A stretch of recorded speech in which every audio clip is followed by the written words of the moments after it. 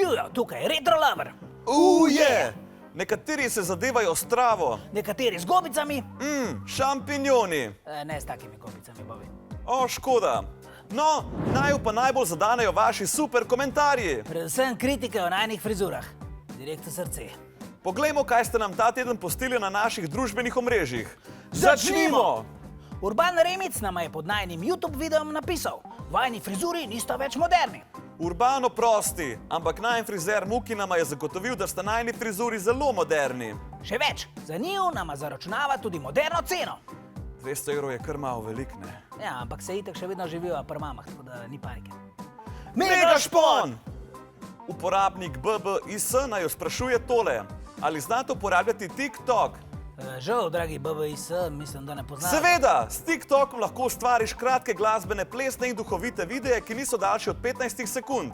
Bobi, a ti slučajno uporabljaš eno družbeno omrežje brez mene? Ampak midva se vse deliva. YouTube kanal, Facebook profil, glavnik. Zakaj?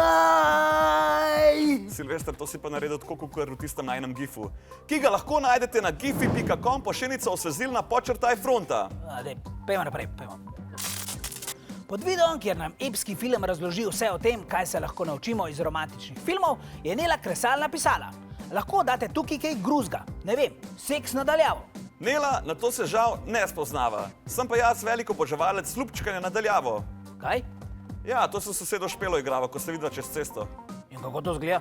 Jaz si takole pošiljam ljubčke. Ona pa začne hitrej hoditi, da lahko trenira met po ljubčko na dolge razdalje. O, Bobi. Kar nekaj komentarjev pa smo prejeli tudi preko Snapchata.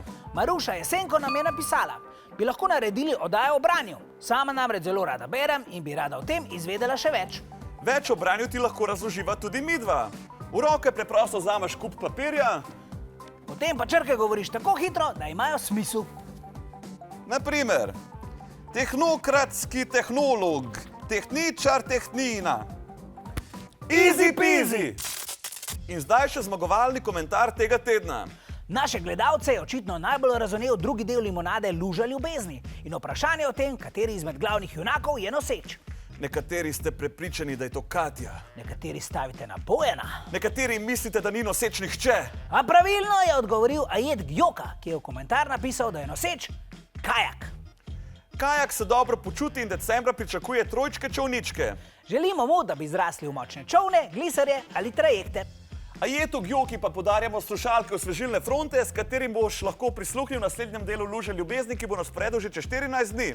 Nove zaplete naše telenovele lahko pokomentirate preko našega YouTube kanala, preko Snapchata, Instagrama ali Facebooka. Adijo! Spodaj nam napišite svoje komentarje. Mogoče jih boste prebrala Bobi in Silvester. Jaz sem vas opozoril.